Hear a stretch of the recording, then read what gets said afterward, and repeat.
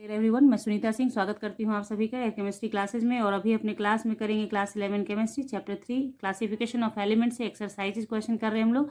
NCERT exercises बना रहे हैं हम लोग, उसमें ये वीडियो नंबर 3 है। ठीक है, आज के वीडियो में हम लोग क्वेश्चन करेंगे 3.11 से 3.15 तक। इससे पहले के वीडियोज़ के लिए आपको लिंक मिल जाएंगे डिस्क्रिप्शन बॉक्स में और आई बटन पे, और जल्दी ही मैं इसका प्लेलिस्ट भी तैयार कर दूंगी ताकि आपको कन्वीनियंट हो देखने के लिए। ओके, तो चलिए यहाँ पे क्वेश्चन नंबर 11 देखते हैं हम लोग कि 3.11 बोले या 11 बोले, एक ही बात है ना। 3 यहाँ पे सिर्फ क्या शो करता है, जैसे केमिस्ट्री के अंदर क्या होता है, जैसे एन से ऑर्बिट नंबर शो करते हैं, है ना, उसी तरीके से 3 यहाँ पे क्या शो करता है, चैप्टर को शो करता है कि थर्ड चैप्टर का 11 नंबर क्वेश्चन आप कर रहे हैं। ओके, तो चलिए यहाँ पे हम लोग का सबसे पहला क्वेश्चन क्या है, what do you understand by iso electronic species, name a species that will be iso electronic with each of the following atoms और आयंस। सबसे पहली बात कि आपको आइसो इलेक्ट्रॉनिक, तो देखिए यहाँ पे एक चीज़ समझा दूँ आपको थोड़ा सा। आपने अगर एटॉमिक स्ट्रक्चर पढ़ा हुआ होगा तब तो पता ही होगा आपको, अगर नहीं पता है तो इस पर भी मैंने एक वीडियो बनाया है जिसमें जितने भी आइसो लगे हुए हैं, जैसे iso electronic, isotope, iso diaper, ये आइसो लगे हुए हैं, सारे मैंने आपको पढ़ाए हैं। ठीक है, तो उसका लिंक भी आपको डिस्क्रिप्शन और आई बटन दोनों पे दे दूंगी। ठीक है, उसको देख लीजिए। लेकिन फिलहाल यहाँ पे समझिए ये बहुत इंपॉर्टेंट है, आइसो इलेक्ट्रॉनिक अक्सर क्वेश्चन में आ जाता है। तो आइसो इलेक्ट्रॉनिक का मतलब, आइसो मतलब सेम, ठीक है, आइसो मतलब सेम, और इलेक्ट्रॉन का मतलब तो आप समझते ही हैं, इलेक्ट्रॉन यानी सेम नंबर ऑफ इलेक्ट्रॉन। वैसे कोई भी स्पेसीज, चाहे वो आयन हो, एटम हो, मॉलिक्यूल हो, है ना, एटम क्या क्या हो सकता है, एटम हो सकता है, मॉलिक्यूल भी हो सकता है, और आपका आयंस भी हो सकता है। इनमें से किसी में अगर सेम नंबर ऑफ इलेक्ट्रॉन पाए जा रहे हैं तो that are isoelectronic species. Okay, now तो यहाँ पे यहाँ हम लोग पहचान करेंगे आइसो इलेक्ट्रॉनिक का। तो देखिए एफ माइनस का मतलब है कि पहले से एफ के पास होता है 9 इलेक्ट्रॉन होता है, क्योंकि इसका ये एटॉमिक नंबर 9 होता है। तो 9 + 1 = कितना, 10। उसी तरह से आर्गन, तो आर्गन के ऊपर कोई आयन नहीं है, इसका 18 होता है इलेक्ट्रॉनिक ये एटॉमिक नंबर। ओके, उसके बाद मैग्नीशियम 2+ कीजिए आप, मैग्नीशियम 2+, तो मैग्नीशियम का 12 होता है, और प्लस का निशान कहता है कि इसने 2 इलेक्ट्रॉन त्याग दिया। 2+ है यानी कि 2 इलेक्ट्रॉन त्यागा। यहाँ एक माइनस था, इसका मतलब इसने 1 इलेक्ट्रॉन लिया। तो देखिए यहाँ पे जैसे माइनस का मतलब है कि इलेक्ट्रॉन लिया, तो जितना माइनस उतना इलेक्ट्रॉन लिया। उसी तरह से पॉजिटिव का मतलब होता है इलेक्ट्रॉन का त्याग करना, तो जितना इलेक्ट्रॉन त्याग किया उतना पॉजिटिव चार्ज। समझ में आ गई बात। तो यहाँ पे 2 पॉजिटिव है यानी 2 इलेक्ट्रॉन इसने त्याग किया, तो हो गया 10। ठीक है, उसके बाद आरबी रुबीडियम प्लस है आपका। ठीक है, तो देखिए रुबीडियम का होता है एटॉमिक नंबर 37, है ना, ग्रुप फर्स्ट का एलिमेंट है 37। तो 37 और +1 का मतलब है कि इसने 1 इलेक्ट्रॉन त्याग दिया, तो हो गया कितना, 36। तो आपको यहाँ पे समझ में आ गया कि 2 ही ऐसा स्पीसीज है जो आइसो इलेक्ट्रॉनिक दिख रहा है। कौन सा, F- एंड क्या, मैग्नीशियम 2+ आर आइसो इलेक्ट्रॉनिक्स। ठीक है, आइसो इलेक्ट्रॉनिक। ठीक है, तो ये आपने समझ लिया कि आइसो इलेक्ट्रॉनिक की पहचान है। ये क्वेश्चन आपको बता दूं एमसीक्यूज में तो बहुत सारे आते हैं, आपके 11th में तो 2 मार्क्स का क्वेश्चन के रूप में भी ये आ सकता है। और साथ ही साथ अगर आप भविष्य में नीट का या आईआईटी का क्वेश्चन देखना चाहते हैं तो उसमें देखिए आईआईटी में सिंपली इतना ही ऐसे नहीं दे देगा, लेकिन कुछ और भी इसमें थोड़ा एडवांस कर देगा। बट नीट के अंदर तो ये क्वेश्चन एकदम हूबहू भी आ सकते हैं, कोई प्रॉब्लम नहीं है एमसीक्यूज के अंदर। ठीक है, तो आइसो इलेक्ट्रॉनिक वर्ड जो है आपके दिमाग में एकदम फिट हो जाना चाहिए अभी, कि वैसे कोई भी स्पेसीज, एटम, आयंस, मॉलिक्यूल्स जिसके पास सेम नंबर ऑफ इलेक्ट्रॉन है, that all are isoelectronics. Okay, ये हो गया। तो ये क्वेश्चन नंबर 11 हो गया। क्वेश्चन नंबर 12 पे आइए। अगर वीडियो अच्छी लगी हो तो लाइक कर दीजिए जल्दी से, और शेयर कीजिए ग्रुप में ताकि और भी बच्चे जुड़ सकें और देख सकें। ठीक है, तो देखिए 12 नंबर क्वेश्चन है, कंसीडर द फॉलोइंग स्पेसीज। तो यहाँ पे आपने स्पेसीज आपने क्वेश्चन में दे रखा है। ठीक है, N3- O2- F- Na+ Mg2+ and aluminium 3+। ठीक है, what is common in them, इसमें कॉमन क्या है ये बताइए। और दूसरा क्वेश्चन कहता है arrange them in the order of increasing ionic radii. ये 2 मार्क्स क्वेश्चन में आपको आ सकता है 11th के अंदर। ठीक है, तो देखिए यहाँ पे सबसे पहली बात कि ये क्वेश्चन को देख लिया आपने और सबका इलेक्ट्रॉन लिख लीजिए। ठीक है, जैसे देखिए N3- का मतलब कितना हो गया, 7 होता है इसका एटॉमिक नंबर, 3 इसने लिया, 3- का मतलब 3 लिया, 3+ होता है यानी कि 3 इलेक्ट्रॉन का त्याग किया, तो 7 × 3 10 इलेक्ट्रॉन, ये समझिएगा आप, मैं समझा रही हूँ, ये ध्यान से समझिए कि ये क्या लिख रही हूँ मैं, नंबर ऑफ इलेक्ट्रॉन्स लिख रही हूँ, 10 हो गया। उसी तरह से O2 माइनस, यानी कि 8 इलेक्ट्रॉन होता है, 2 इसने लिया तो 10 हो गया। उसी तरह से F माइनस, 9 इलेक्ट्रॉन इसके पास होता है, इसने 1 लिया तो 10 हो गया। उसी तरह से सोडियम प्लस, यानी कि इसके पास 11 इलेक्ट्रॉन्स होते हैं, टोटल 11 होते हैं, इसने 1 इलेक्ट्रॉन का त्याग किया, प्लस हुआ यानी कि त्याग किया, देने से प्लस लेने से माइनस, देने से प्लस लेने से माइनस, बस इतना ही याद रखना है। नहीं याद होता है आपको, मान लीजिए आप जब सुनते हो आपको याद हो जाता है, फिर आप जब वीडियो खत्म, काम खत्म आपका, फिर आप सोचने लगते हैं कि फिर प्लस कब होगा, माइनस कैसे होगा। बहुत छोटी छोटी बातें कहीं कहीं पे रह जाती हैं बच्चों के दिमाग में। ऐसा ज़रूरी नहीं है कि आप 11th में पढ़ रहे हो तो आपको ये छोटी बात नहीं पता है तो आपको एम्बैरेसमेंट फील करने का नीड नहीं है, ठीक है। ज़रूरत है कि आप सही तरीके से सीखना शुरू कर दें। अगर आपको चाहिए कि केमिस्ट्री आप कहाँ से स्टार्ट करें, कैसे पढ़ें कि आपको केमिस्ट्री आना शुरू हो जाए, तो उसके लिए मैं ही वीडियो में डाल दूंगी। अगर आप कमेंट सेक्शन में लिखोगे कि मैम उस तरह का वीडियो प्रोवाइड कीजिए तो 100% मैं आपको प्रोवाइड करूंगा। मेरी गारंटी है कि केमिस्ट्री तो मैं आपको सिखा के ही छोड़ूंगी। तो यहाँ पे देखिए Na+ का मतलब है कि, मतलब देखिए, जो देता है वो थोड़ा प्राउड हो जाता है तो प्लस चार्ज, जो लेता है थोड़ा वो दबा हुआ महसूस करता है तो निगेटिव हो जाता है उसका मन में कि मैंने कर्ज लिया, तो जो जिसने लिया वो निगेटिव हो गया, जिसने दिया वो थोड़ा सा खुश हो गया, प्राउड फील कर रहा है, पॉजिटिव हो गया। ऐसे याद कर लेते हैं, ठीक है। जैसे आप किसी को कुछ देते हैं तो आपको लगता है मैंने उसे दिया है, और जिसने लिया है उसको लगता है उसे लिया है यार, उसको वापस करना है, तो ऐसा होता है ना, उस तरीके से, ठीक है। तो यहाँ पे Na+ यानी 11 होता है, इसने 1 त्याग कर दिया तो इलेक्ट्रॉन कितना हो गया, 10, ठीक है। मैग्नीशियम 2+, ठीक है, तो 12 इलेक्ट्रॉन होता है, 12 से 2 निकल गया तो 10 हो गया। उसी तरह से एल्यूमिनियम 3+, 13 इलेक्ट्रॉन इसके पास ऑलरेडी एटॉमिक नंबर के हिसाब से होता है, और इसने 3 इलेक्ट्रॉन का त्याग कर दिया, 10 हो गया। तो दे ऑल आर, अभी जस्ट पढ़ाया मैंने आपको ऊपर, आइसो इलेक्ट्रॉनिक।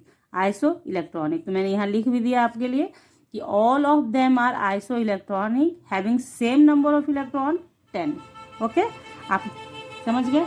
तो यही होता है बच्चों, कॉन्सेप्ट देने में थोड़ा वक्त लगता है। कॉन्सेप्ट आपको मुझे सिखाना है ना, आपको सिर्फ मुझे वीडियो नहीं बनाना है कि मैंने ऐसे ऐसे पढ़ दिया, ऐसे ऐसे कर दिया, आप बना लो। मुझे हर एक बच्चे को सिखाना है, ये क्यों हुआ, कैसे हुआ, सब बताना है, ठीक है। इसलिए वीडियो लंबी होती है तो उसको इग्नोर मारें। अगर आपको लगता है कि बहुत लंबी है तो उसको स्किप कर करके देख लें, लेकिन हर एक बच्चों के लिए ये वीडियो बनता है ताकि सारे बच्चे मेरे से पढ़ सकें, समझ सकें। ओके, तो देखिए all of them are isoelectronic हो गया। बी नंबर पे मैं देखिए, arrange them in the order of increasing ionic radii. अब इंक्रीजिंग आयोनिक रेडियाई बताना है आपको।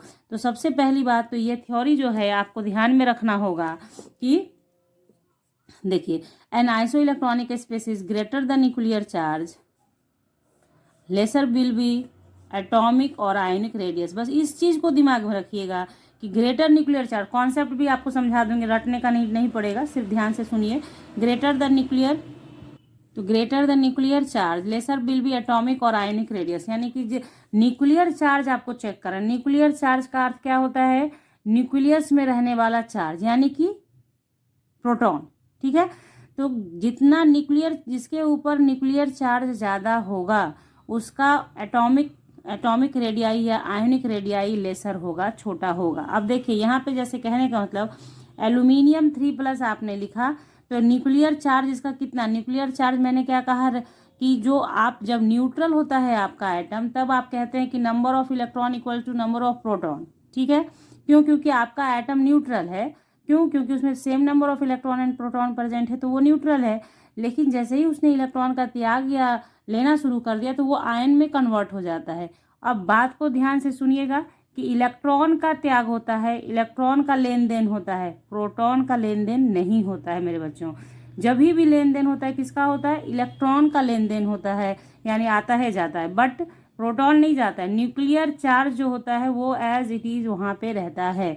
तो जब आपका एल्यूमिनियम एटॉमिक नंबर 13 रखता है तो 13 है ये। उसी तरह से आपका मैग्नीशियम 12, पोटेशियम 11, ये 9, ये 8 और ये 7 रखता है। तो इसमें क्या कहा, greater the nuclear charge, lesser will be the atomic और आयनिक रेडियस। तो न्यूक्लियर चार्ज के हिसाब से ग्रेटर कौन है, एल्यूमिनियम, तो इसका सबसे कम है एटॉमिक रेडियस। उसी तरह से या आयनिक रेडियस बोलेंगे यहाँ पे हम लोग, एटॉमिक नहीं, क्योंकि आयन में कन्वर्ट हो चुका है सारा का सारा। मैग्नीशियम का 12 होता है, सोडियम का 11। तो आप देख रहे हैं न्यूक्लियर चार्ज जैसे जैसे घट रहा है आपका साइज वैसे वैसे बढ़ रहा है, क्योंकि यहाँ लिखा गया greater the nuclear charge lesser, inversely proportional है। न्यूक्लियर चार्ज ज़्यादा तो रेडियस कम, न्यूक्लियर चार्ज ज़्यादा तो रेडियस कम। अब इसके पीछे का कॉन्सेप्ट समझिए कैसे होता है। देखिए प्रोटॉन इस एल्यूमिनियम, उस कॉन्सेप्ट को समझ लीजिए यहाँ पे कैसे करना होगा, समझना होगा। जैसे देखिए एल्यूमिनियम के पास कितना है, 13 इलेक्ट्रॉन है। 13 इलेक्ट्रॉन और प्रोटॉन था जब न्यूट्रल था, लेकिन जब ये कन्वर्ट हुआ एल्यूमिनियम 3+ में तो इसने 3 इलेक्ट्रॉन का त्याग कर दिया, तो यहाँ पे 10 हो गया। ठीक है, तो अब समझिए इलेक्ट्रॉन का त्याग क्या, ना कि प्रोटॉन का। तो न्यूक्लियस में ही प्रोटॉन होता है और प्रोटॉन एज इट इज़ है, प्रोटॉन का लेन देन आप कर भी नहीं सकते हैं क्योंकि वो न्यूक्लियस में रहता है। तो यहाँ पे 13 प्रोटॉन है, लेकिन जब न्यूट्रल था तो ये 13 प्रोटॉन 13 इलेक्ट्रॉन को अट्रैक्ट कर रहा था। बट जब एल्यूमिनियम 3+ में कन्वर्ट हुआ तो नंबर ऑफ इलेक्ट्रॉन तो 10 हो गए ना, नंबर ऑफ इलेक्ट्रॉन कितना हो गया, 10 हो गया।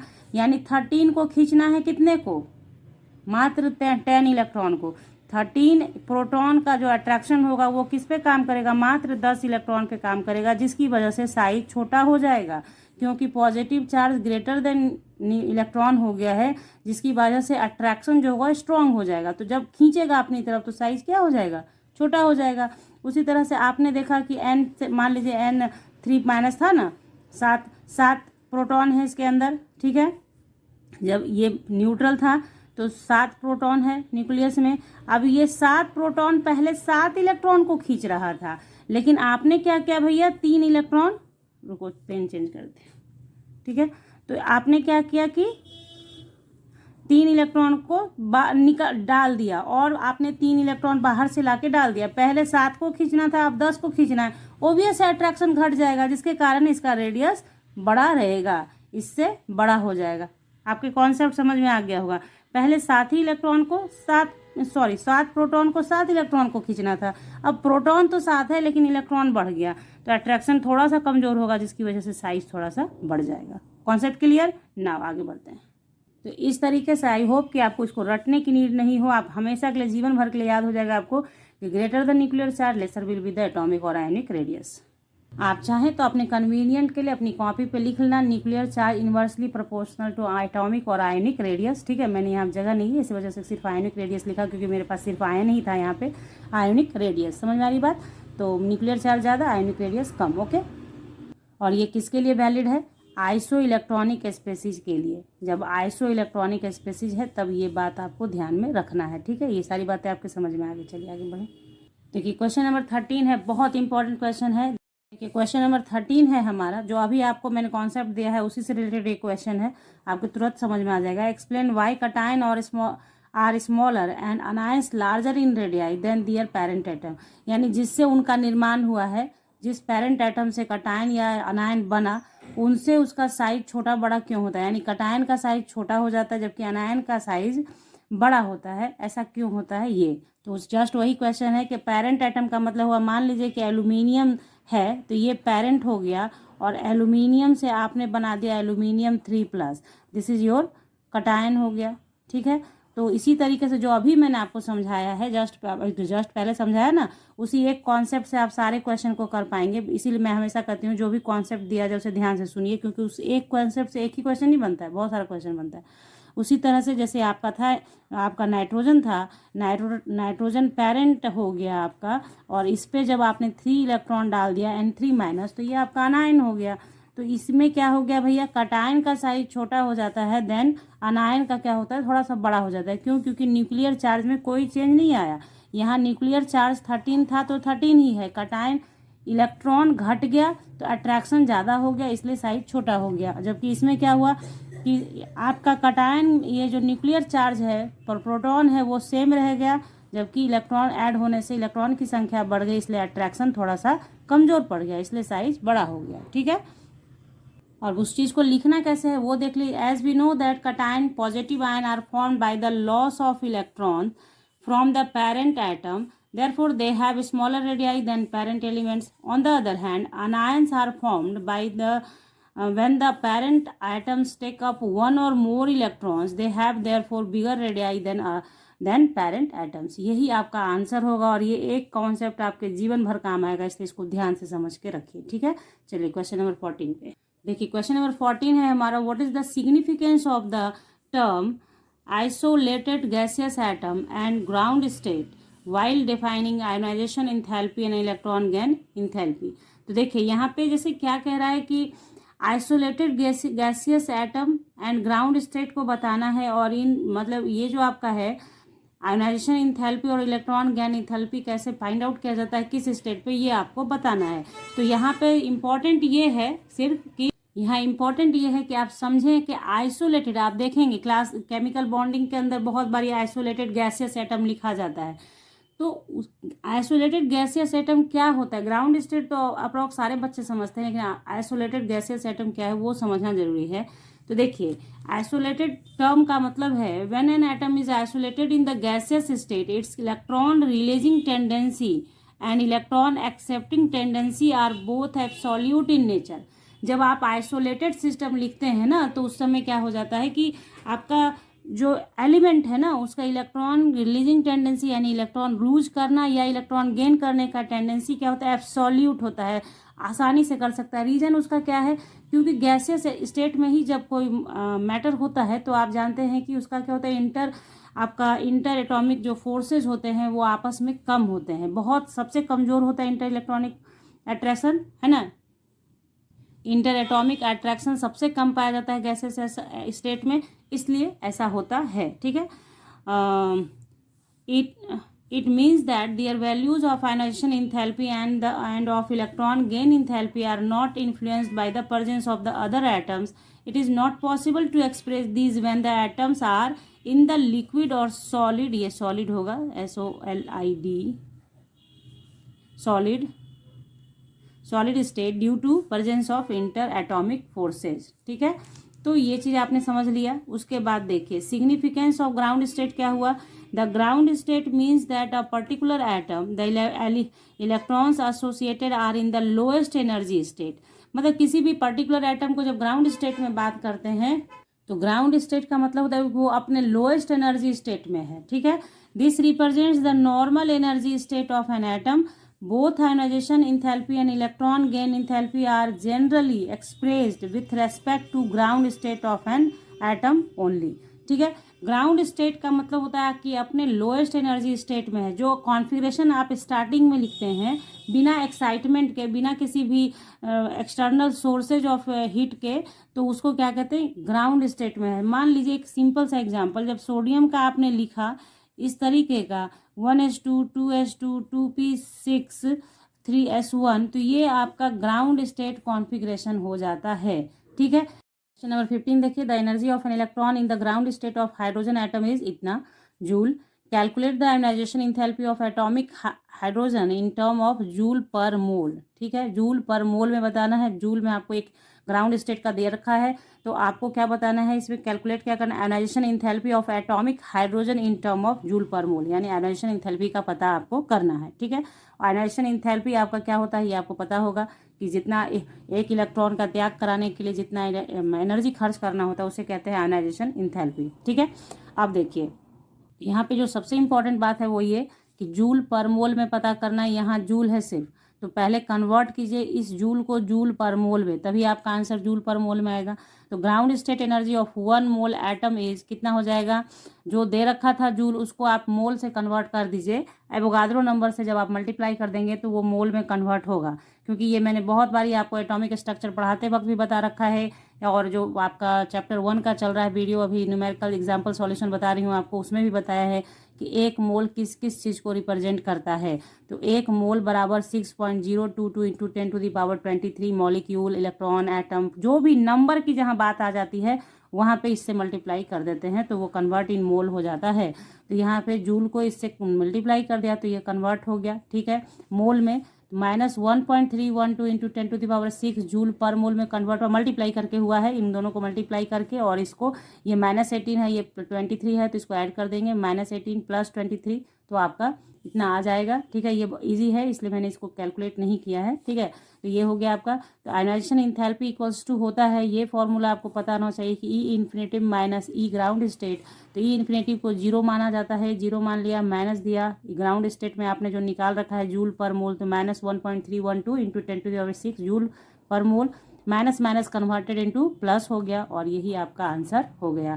तो इसमें जो ये न्यूमेरिकल कम आपका कॉन्सेप्ट ज़्यादा है कि पहले तो आप जूल पर मोल में कन्वर्ट करते हैं, आपको आइडिया होगा। पहले जब आप ये समझते हैं कि जूल है और जूल पर मोल में जाइए तो पहले पर मोल में इसको कन्वर्ट करना होगा, तो वो आपको एक कॉन्सेप्ट हो गया।